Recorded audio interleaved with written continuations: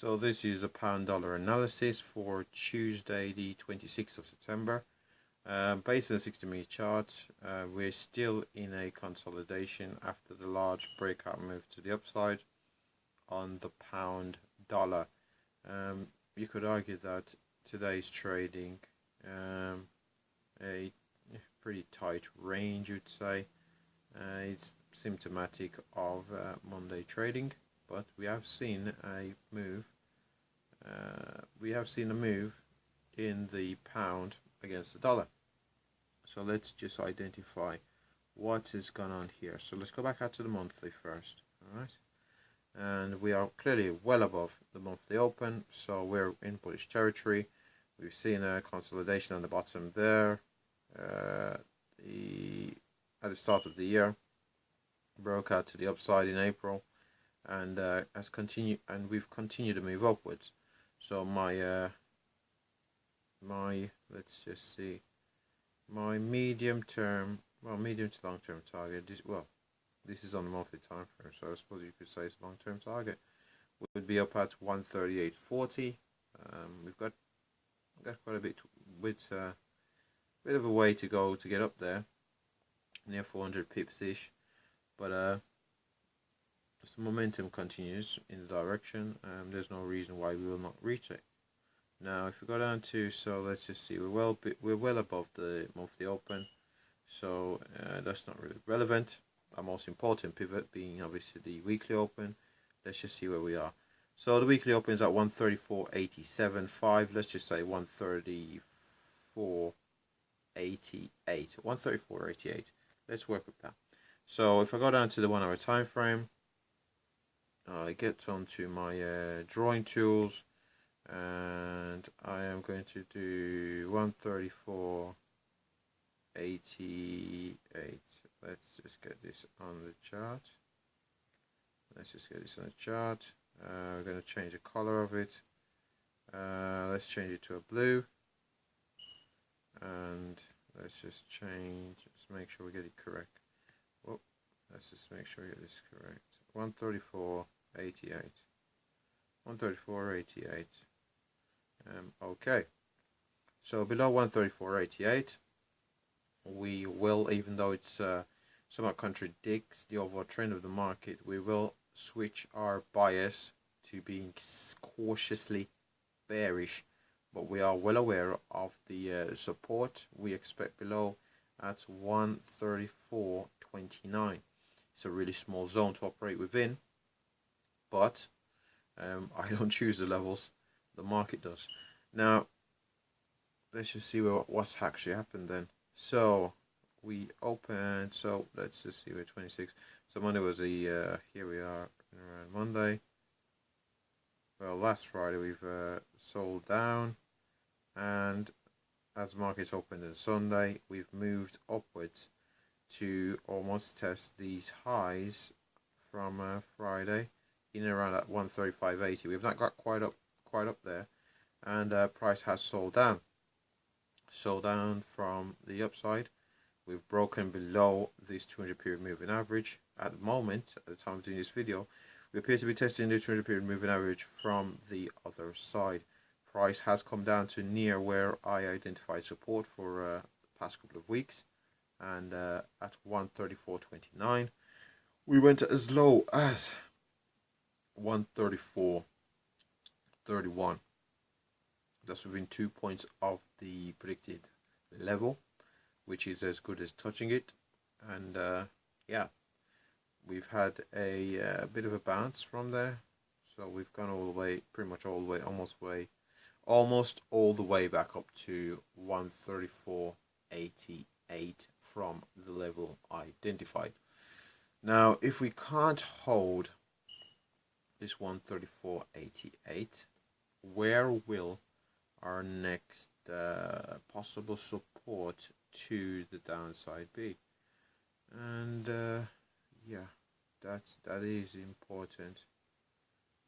We're kind of in uncharted territory, but if I was to look at this at a weekly, 132.81, which is yeah, 132.81 is it's quite a bit away. Let's just get this marked up on the chart and make sure we are correct. 132.81. Let's just get this on the chart. 132.81. Let's just go down to a let's just see where we are. Let's just see. We have had, let's just have a look here. Had all those wicks there at 33.54. 33.54. Let's just see where we were here. I'm just gonna have a look at these zones over here on the honestly, why has it moved it? Let's go back. Yeah. And let's just have a look at this. So the high is 33.47. 33.47. High is 33.52. So 47.52. 33.47. 52. 47 and 52, right? So 133. 133.50. Let's just say 133.50. That's what's been identified on the weekly time frame. So if we go down to the hourly, 133.50, which should be the midway mark before going to a possible 132.81. So let's just get on the chart. 133.50. Let's just get on the chart. I tend not to like my zones being this close to one another, but we act in accordance with what the market gives us. 133.50. It's sort of really tight zones, aren't they? So that is essentially 80, and from there we've got 70. But yeah, this is if we're looking at it on the shorter term, and we're looking at smaller time frames. These are the zones we'll be looking at. But if we were looking at daily and so on, we would place less importance on these zones. We would be looking more at the 32.81 rather than the 33.50, and possibly the 34.29. So to summarize my position on the pound versus US dollar, if we remain below the open of 134.88, I do expect continuation to the downside, possibly having a more solid test of the 34.29, a break of that level. I'll be looking at next support being at 33.50, and below that 32.81. Now, what if we break and hold to the upside? Now, if we break and hold to the upside, the very next move, I'd say, would be a test of the news candle highs of 136.50. I'm pretty sure that's the level. Let me just mark it on the charts. Let's just change that there. 136, 136.50. 136.50.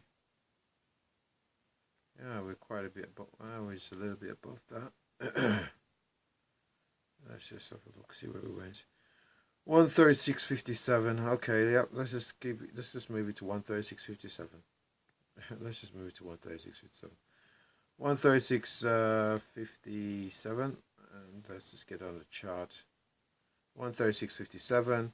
I've already identified the zone above being around 138.40 to the upside based on the monthly chart. So a hold of the 134 level, and I'm looking for a run all the way up into 136.57.